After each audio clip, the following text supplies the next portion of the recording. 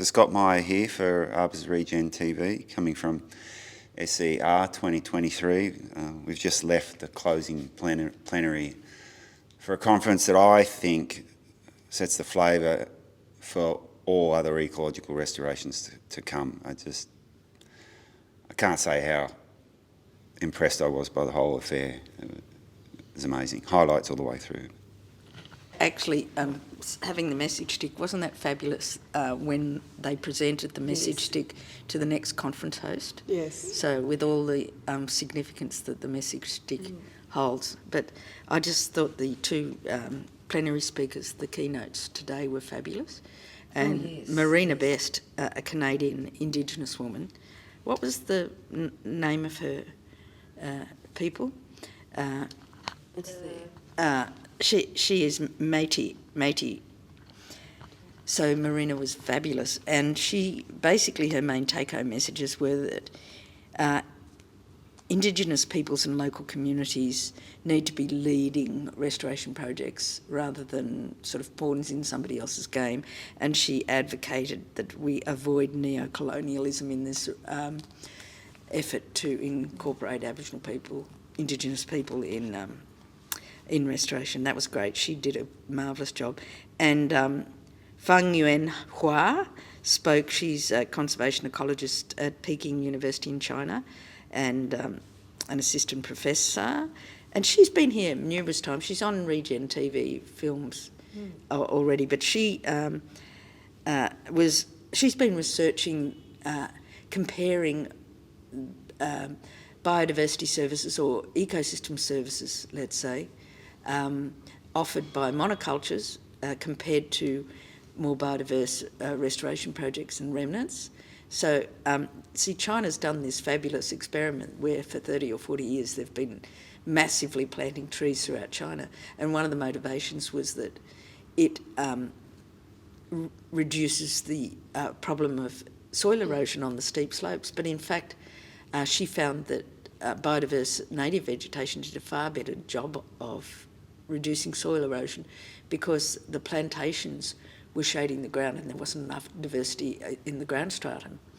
And it's quite obvious that the evolved relationships between the community, the members of the vegetation community provide a much more resistant barrier to soil erosion than some individual suggestion that we plant 6 million Japanese larch. Anyway. But that's changed the whole policy dynamic. It has. And she did find, though, that for some ecoservices or ecosystem services or production of timber, for example, monocultures were far better than even native forests at doing that.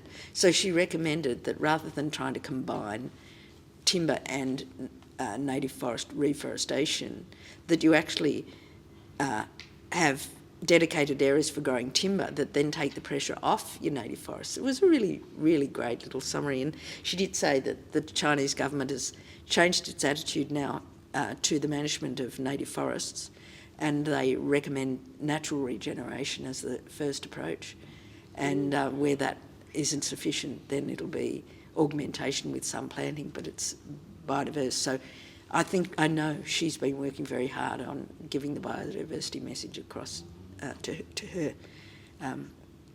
academic peers, successfully. Yeah, great. I'm just following on from what the Marina Best, the plenary speaker. I attended the Community Gender Equity in Restoration session, and I guess something that I hadn't appreciated was how much gender inequity has informed ecological restoration, particularly around the Pacific and in Asia. There was case studies there were some ladies from Solomons and Papua New Guinea who were trying to be engaged in restoration. So when the Nature Nature Conservancy has been in the Solomons for like 15 years, and when they started it was an all-male crew, and then the women said, well, why can't we be involved? Now there's a 400 strong community of women involved in restoration. And one of the questions was about was there a problem in the acceptance, and so still had to go through the process of getting acceptance and endorsement. But once that was gained, then the women were empowered, and I guess it was just really foreign concept to have that sort of exclusion from the process. So that was really interesting. Awesome. Thanks, Suzanne. My highlight from today was walking around and touching base with people that I'd met over the course of the last couple of days, and revisiting conversations that I enjoyed earlier with them, and coming back to them. Over to you, Louise. Right. Look, I think it's been a great conference. I mean, it's been very relaxed and everybody's smiling, and there's way so many things to do. You have to sort of stop for several hours to empty your brain out. But things like the yarning circle's been great to sort of go where people just talk. A couple of things today. There was a presentation on gamba grass is quite a serious weed up in this part of the world in Western Australia, and there was just from one of the community groups here who'd set up a particular way of helping control it in conjunction with national parks, and that was quite a little story about how they did that.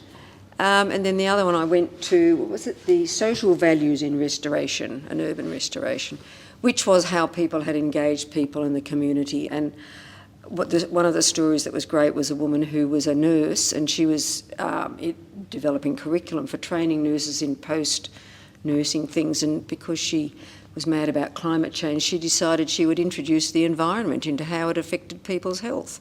And the people who were training it had no idea of these sort of connections. She brought up, diseases and pollution, and also then it came into food security, and a lot of the people were in the States there, were sort of people who were black people and poor socio-economic things, and how that affected what they had, and a lot of the chronic eating things. And so, yeah, and I think she said that's gaining a bit of traction. Other people are looking at introducing that too. So I thought that was really good. Thank you, Louise. Thank you, everyone, for your contribution. It's been a tremendous pleasure and privilege for me to spend time with you again here in Darwin. Thank you, Virginia, for your never-ending work and efforts to bring the message to the broadest possible audience. Thank you, team. It's been a privilege to work with you all, and I love the way we've developed a great way of working together and supporting each other, and it's been a wonderful experience from this end of the camera. That's great. That's excellent. I just wanted to mention I went to the session on seagrass and kelp restoration, and it started with Aaron Eager talking about the kelp forest network and the kelp forest challenge, and that was really exciting. And then Jason Tanner talked about using hessian bags, sandbags, to create substrates for seedling colonisation of the seabed, where that couldn't happen naturally because it's just too perturbed. But putting these sand-filled hessian bags there, the native seagrass seedlings that they are seedlings that wander through the ocean. They have a natural grappling hook at the bottom of them, and they hook themselves onto these. And it's been known for decades that this works, or at least 10, 15 years. But he's now doing it with two species. The first one was Amphibolus, and now they're doing it with Posidonia. And another speaker from Shark Bay in Western Australia showed a case study of how they're doing the very same thing with some adaptations in Shark Bay for the same species, and they're adding additional species to the bags. So it's fabulous, a sort of combination of facilitated natural regeneration and reintroduction. So that was bloody excellent. Daniel's game go. You could go for it, Suzanne. Go for it. So Sally and I got to experience an entrepreneurship-based game, strategy game, based on just looking at the way that a business can grow on the back of either having a skill set or a community need or certain resources available. And it was a great way of better understanding the whole process that surrounds the restoration business, including funding, and what makes a financially successful project, I think, or a project that will have a life of its own beyond funding. So that was, a good game from Daniel called Tinkering, Creative Tinkering, I think. Creative tinkering is the name of the Which game. is a resonant word in ecological restoration. Aldo Leopold, I think it was, who said restoration is tinkering, but you have to keep all the parts. The native vegetation has to remain. But look, guys, I was part of a session this afternoon on National Alliances for Ecosystem Restoration, and there were 4 nations that have either nascent or quite mature restoration organisations that are joining together to perhaps enhance the messages of the UN Decade on Ecosystem Restoration, and a couple of them have strategies, national strategies for ecological restoration. It was pretty inspiring. So SER is going to probably set up a network that we can communicate with each other, so others who have similar questions can get help from these other organisations who are already further advanced than we are. Whoopee! Wonderful. Yeah. Don't reinvent the wheel. Great. Okay. Do you want to sign us off, Tein? I will. Actually, how about you get the window and put it in front of you? And all stick your heads in. A red one or a white one? Is that our window? It's a red one. It was around the TV. There we go. Signing off from down. The Arbor filming unit. Regen TV filming. Regen TV signing off. Signing off. Great. Bye. Fabulous. That's a wrap. That's a wrap. Yeah.